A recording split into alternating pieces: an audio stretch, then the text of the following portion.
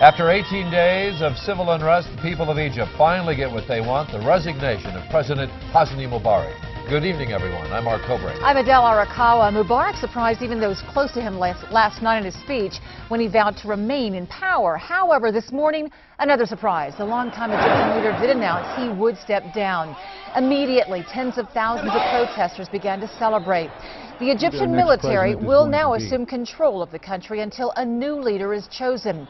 9 News reporter Nelson Garcia joins us with some perspective on the many ways this impacts us here in the U.S. Nelson? Adele, from a philosophical standpoint, experts say Mubarak's resignation signifies a victory for democracy. But I talked with DU professor Shaul Gabbay, an expert in Middle East relations and a former member of the Israeli Defense Force. He says people from Israel to Denver should be pleased with the peaceful end to a standoff that could have impacted the world.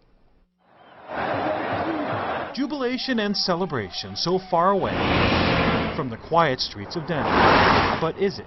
What is happening there is going to affect us here. Professor Shaul Gabbay from the University of Denver says everyone behind the wheel here already knows the biggest impact: oil and gas prices. The whole Arab world could be changing. But it goes deeper than that. Geographically, Egypt is a big country, 4 times the size of Colorado, with a combined population of New York, Texas, and California. But emotionally, Egypt is a cornerstone of the Middle East and could cause a ripple effect in Muslim nations. What has happened in Tunisia, what could happen in Libya, what could happen within the Palestinian territories. Egypt is also an access point for our military, perhaps even troops from Fort Carson. The fact that it is located in this particular geographical area, between the Mediterranean and the Red Sea. Egypt controls valuable airspace that F-16 pilots from Buckley Air Force Base may have to fly through. And then there is the Suez Canal, the important passage for America's Navy, the 6th Fleet. If the Suez is closed by a new Egyptian leader. They're here. Line that goes instead all the way. And don't forget, instability in Egypt could impact our close ally Israel, which sits so near the action. It's basically the distance from Arvada to Aurora. And whenever Israel reacts, the U.S. usually does too. If anything happens in Egypt, it may affect the peace process with Israel. After the tragedy of 9/11, Gabbay says America's response was funneled through Egypt. Egypt was a very important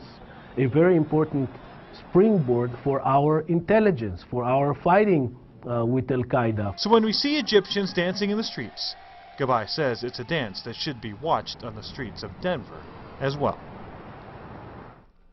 Gabbay says with the military in control, things in Egypt should go much smoother because both sides respect their soldiers who have remained quiet throughout the revolution. But he does say the next president of Egypt will likely have strong ties to the military, which actually should mean good things for the U.S. Adele.